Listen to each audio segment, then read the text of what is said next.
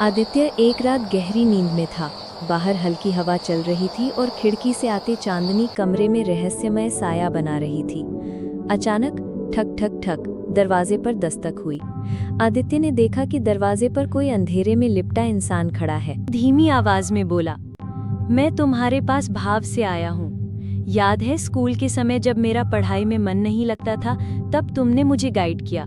तुम्हारी वजह से मैं आज कामयाब हूँ। मैं सिर्फ तुम्हारा आभार मानने आया हूँ। ये कहकर वो इंसान धीरे धीरे अंधेरे में गायब हो गया। दरवाजे पर फिर से दस्तक हुई। एक और व्यक्ति छाया में खड़ा था। उसने कहा, मैं तुम्हारे पास अभाव में आया हूँ। मुझे बचपन में माँ बाप ने हॉस्टल भेज दिया। मुझे उनका प्यार नहीं मिला, लेकिन तुम अपने माता पिता के साथ रहे। मुझे उसी अभाव ने तुम्हारे पास खींचा। आदित्य उसकी आवाज सुनकर भावुक हो गया। फिर से दरवाजा खटखटाया गया। इस बार तीसरा अजनबी सामने था। उसने कहा, मैं तुम्हारे पास प्रभाव में आया हूँ। आज तुम बहुत सफल हो।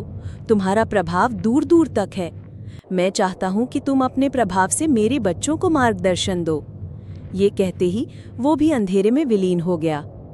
अचानक आदित्य की नींद खुल गई। उसका दिल तेजी से धड़क रहा था। पसीने में डूबा वो सोचने लगा, ये 3 लोग कौन थे? कुछ देर बाद उसे एहसास हुआ, ये कोई और नहीं, ये मैं ही था। पहला व्यक्ति उसका बचपन का स्वरूप था, जिसे उसने खुद गाइड किया था, इसलिए उसके पास भाव था। दूसरा व्यक्ति उसका हॉस्टल वाला स्वरूप था, जहां माँ बाप का प्यार न मिल सका, इसलिए वो अभाव में था।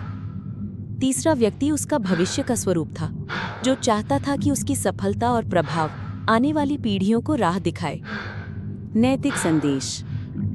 इंसान अक्सर दूसरों में ढूंढता है, पर सच ये है कि भाव, अभाव और प्रभाव तीनों हमारे अंदर ही रहते हैं। अगर